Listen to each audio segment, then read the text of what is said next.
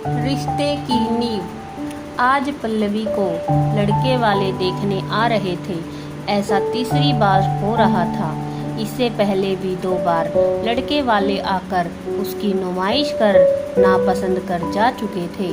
उसे नफरत हो चुकी थी इस दिखावे से। किस तरह से एक बेटी के माँ बाप लाचार होते हैं, ये वो अपनी आंखों से देख चुकी थी। पापा ने उन लोगों की खातिरदारी में कोई कसर नहीं छोड़ी थी। लड़के भी कोई खास नहीं थे, पर लड़की उन्हें एकदम गोरी और आकर्षक चाहिए थी। एक के बाद एक प्रश्नों की झड़ी लग जाती। नौकरी तो ठीक है, पर घर का कामकाज आता है कि नहीं? खाना बनाना तो आना ही चाहिए। हमारे बेटे को तो स्वादिष्ट खाना खाने का शौक है। माय फूड, पल्लवी मन ही मन बुदबुदाई। किसी ने ये भी पूछा कि तुम्हें क्या पसंद है? हर किसी को सिर्फ लड़के की पसंद नापसंद का ख्याल था। आखिर उसमें क्या कमी थी? वह भी पढ़ी लिखी, समझदार और अपने पैरों पर खड़ी थी, पर उनकी उम्मीदों पर इसलिए खरी नहीं उतरी क्योंकि वह सांवली थी। सांवले रंग के कारण उसे नापसंद कर दिया जाता था। अगर ऐसा ही था तो ये लोग क्यों बेशर्मों की तरह सपरिवार आकर खा पी कर चले जाते हैं, जबकि पापा ने उनको पहले ही बता दिया था कि हमारी लड़की गोरी नहीं है, लेकिन उसके संस्कारों में आपको कोई कमी नहीं मिलेगी। पल्लवी अपने मन पर काबू रखते हुए पापा की खातिर खामोश रह जाती। एक बार फिर पापा चिंता में डूब जाते कि क्या मेरी बच्ची बिन ब्याही रह जाएगी। ऊपर से उफ, ये रिश्तेदार, इनको तो जैसे मौका मिलना चाहिए उंगली करने का। आखिर कब तक घर बैठाओगे? इसकी उम्र का तो ख्याल करो, वरना लड़के नहीं मिलेंगे। पता नहीं इन लोगों को दूसरों के मामलों में इतनी दिलचस्पी क्यों रहती है। क्यों नहीं ये लोग अपने काम से काम रखते।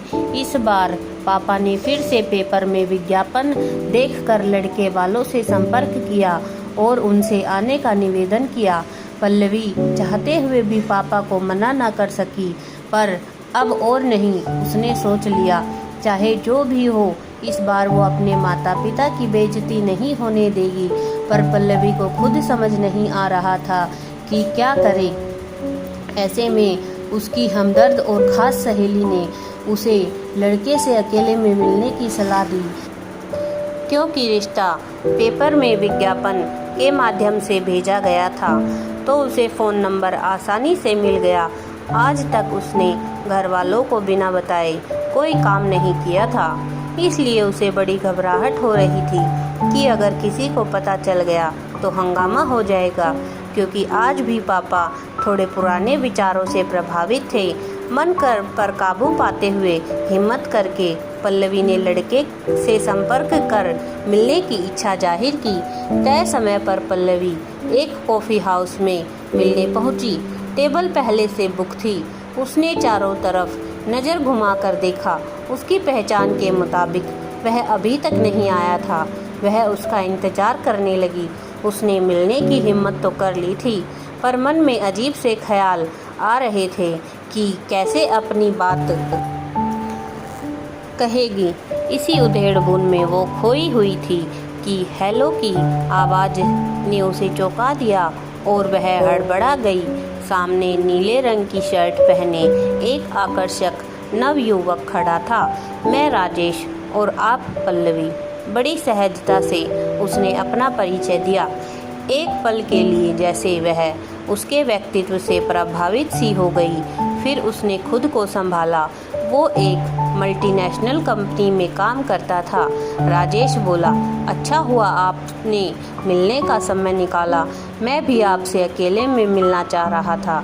पल्लवी मन ही मन सोच रही थी कि इससे पहले ये इनकार करे, मैं खुद ही इस शादी से इनकार कर दूंगी। राजेश कुछ कहता इससे पहले पल्लवी ने हिम्मत करके अपनी बात कहनी शुरू की। देखिए राजेश जी, मेरे माता पिता को फिर से निराश न होना पड़े। मैं चाहूँगी कि आप हमारे घर आने से इनकार कर दें। मैं जानती हूँ आप जैसे युवकों की पहली पसंद गोरी और आकर्षक लड़की ही होती है। मैं बहुत ही साधारण सी आम लड़की हूँ जिसके छोटे छोटे से ख्वाब हैं और मैं शायद उन लड़कों की उम्मीद पर तो बिल्कुल भी खरी नहीं उतरूंगी जिनकी नज़र में सिर्फ बाहरी आकर्षण ही सब कुछ है। मेरी नज़र में ऊपरी सुंदरता कुछ समय तक आकर्षित करती है, जबकि आंतरिक सुंदरता आपका जीवन संवार देती है। बाहरी आकर्षण किसी भी विवाह की सफलता की गारंटी नहीं हो सकता। ये तो आपसी प्रेम, विश्वास और समर्पण का बंधन है जो दोनों साथ साथ निभाना होता है।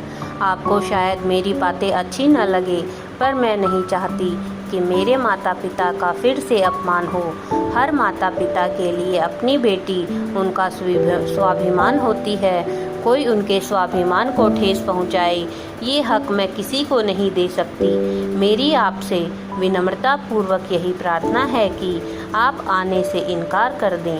पता नहीं आज पल्लवी में कहाँ से इतनी हिम्मत आ गई थी, जो अपनी बात कहकर बिना जवाब का इंतजार किए वहाँ से उठकर चली गई।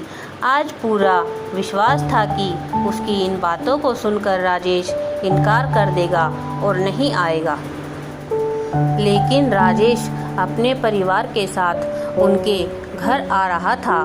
पापा से फ़ोन पर बताया था कि कुछ बताना है उनको। पल्लवी का मन अनजानी आशंका से डर रहा था। उसे लग रहा था कि कहीं राजेश ने उस दिन की बात घर वालों को बता दी तो क्या होगा। ना जाने कैसे कैसे विचार उसके मन को विचलित कर रहे थे। तय समय पर सभी लोग आ गए। घर में सब उनकी खातिरदारी में जुट गए। तभी पल्लवी ने सुना राजेश के पापा उसके पापा से कह रहे थे कि आपसे ऐसी उम्मीद नहीं थी। क्या हुआ, हमसे कोई गलती हो गई क्या? शर्मा जी, पापा बोले, पल्लवी को काटो तो खून नहीं। अब तो उसे यकीन हो गया था कि आज उसकी पोल खुल जाएगी और पापा को फिर से शर्मिंदा होना पड़ेगा। उसे अपने ऊपर क्रोध आ रहा था। क्यों उसने राजेश से मिलने की जिद की, और फिर इन लोगों को अगर रिश्ते से इनकार ही करना था तो फिर क्यों आए हैं यहाँ पर? मैंने तो पहले ही मना कर दिया था। तभी राजेश की माँ का स्वर सुनाई दिया, पहले आप पल्लवी को यहाँ बुलाए, हम उसके सामने ही बताएंगे। धड़कते दिल से पल्लवी अंदर दाखिल हुई, सबकी नज़रों से जैसे खुद को बचाने की कोशिश कर रही थी। उन्होंने इशारे से अपने पास बुलाकर बैठाया। नज़र झुकाए वो चुपचाप आकर बैठ गई। पल्लवी के हाथ में अपने कंगन डालते हुए राजेश की माँ बोली, भाई आपकी बेटी ने तो हमारे बेटे का दिल जीत लिया। कहता है मैं शादी करूँगा तो सिर्फ पल्लवी से। पापा आश्चर्यचकित से उन्हें देख रहे थे कि राजेश तो कभी पल्लवी से मिला भी नहीं। फिर कैसे? फिर राजेश के पापा ने सारा किस्सा बयान किया, किस तरह राजेश पल्लवी से प्रभावित हुआ था। आज पापा का सर्व गर्व से ऊपर था। उनकी आंखें नम थी। राजेश की माँ बोली, आज से आपकी बेटी हमारी अमानत है, आपके पास इसका ख्याल रखिएगा। पल्लवी को जैसे विश्वास ही नहीं हो रहा था। उसने धीरे से नज़रें उठाकर राजेश को देखा, जो उसको देखकर मुस्कुरा रहा था। शर्म से पल्लवी ने अपनी नज़रें झुका ली। उसके मन में उथल पुथल मची थी कि आखिर राजेश ने हामी कैसे भरी। उसे तो उम्मीद ही नहीं थी। राजेश ने पल्लवी के मन की बात भांपते हुए घर वालों से अकेले में बात करने की इजाज़त मांगी। पल्लवी कुछ कहती इससे पहले राजेश ने उसके होठों पर उंगली रख दी। आज मैं बोलूँगा और आप सुनेंगी, क्योंकि उस दिन आप बोली थी और मैं सुन रहा था। पल्लवी हतप्रभ सी उसको देखती रह गई। राजेश ने बताया कि वह अपने जीवन साथी के रूप में जिसे पाना चाहता था, वह सारे गुण उसमें थे। कमी थी तो सिर्फ एक, वो क्या? उसने प्रश्न भरी निगाहों से उसकी तरफ देखा। आप सामने वाले को सिर्फ अपनी नज़र से जज कर लेती हैं, सामने वाले को भी तो मौका देना चाहिए ना। और उसके हाथों को अपने हाथों में लेकर जीवन भर साथ निभाने का वादा किया। आज पल्लवी बहुत खुश थी राजेश को अपने जीवन साथी के रूप में पाकर। तो दोस्तों, आपको आज की कहानी कैसी लगी? यदि आपको आज की कहानी पसंद आई हो तो चैनल को सब्सक्राइब करें, वीडियो को लाइक और शेयर करें। धन्यवाद।